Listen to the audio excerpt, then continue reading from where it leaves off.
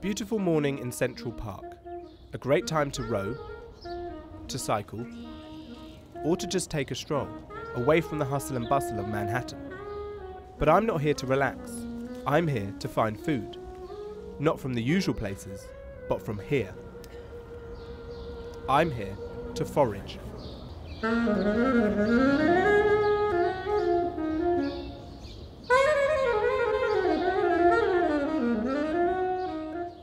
The decision to reinvent my eating habits was not something spontaneous. A few days earlier, I went to a foraging class in Prospect Park. It was led by Leda Meredith, a professional forager. That's all right. That's the seed showing through. Yeah. She teaches classes in Prospect Park and the New York Botanical Gardens to show people how to find food in the unlikeliest of places. Leda learned to forage from her great-grandmother, so she doesn't fear eating wild plants. It was handed to me by somebody I trusted. Now when I teach it, I see that fear and I see the hesitation. But with Leda as their guide, many of the hopeful foragers in this class seemed keen to sample wild edibles. They taste stronger and they do take a little bit getting used to. Oh wait, no.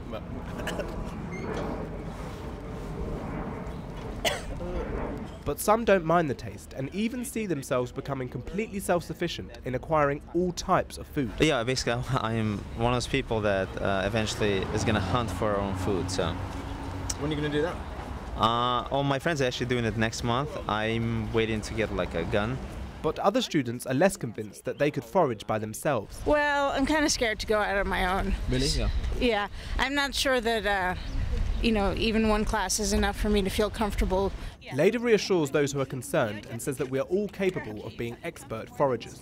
If you can tell the difference between a bunch of lettuce and a bunch of kale, you know how to identify a plant. Leda teaches people to identify all types of wild plants. Take chickweed, Latin name Stellaria media. It grows in low mats and its flowers have 10 small white petals. Raw, it tastes like corn. Cooked, it tastes like spinach.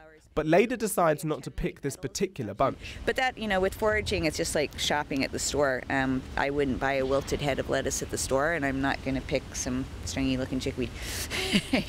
Leda warns that while you have to be careful when foraging for mushrooms, there are dozens of other wild edibles you can feast on instead, including burdock, fiddlehead ferns, and Japanese knotweed.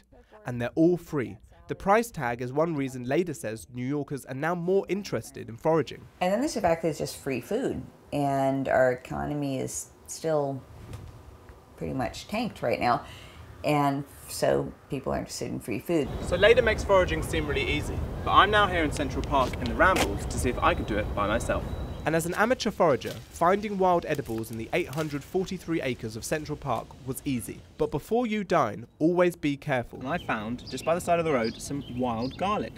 Now, I quite like wild garlic, but I'm not going to take this one because it's by the side of the road, and Leda warned me that sometimes stuff by the side of the roads can be dirty because dogs do their business on the plant, so it's best not to take them. Wild garlic, Latin name Allium vignale, is one of the few forageables available all winter, and its shoots taste like garlic chives. Before eating any forageable though, I have to be 100% sure I know what I found. So you should only eat wild plants once you've successfully identified them. And I can identify this eastern red bud by the fact that its bud is hanging on the branch rather than down from it. Therefore, I can eat it. And there you go, I'm not dead.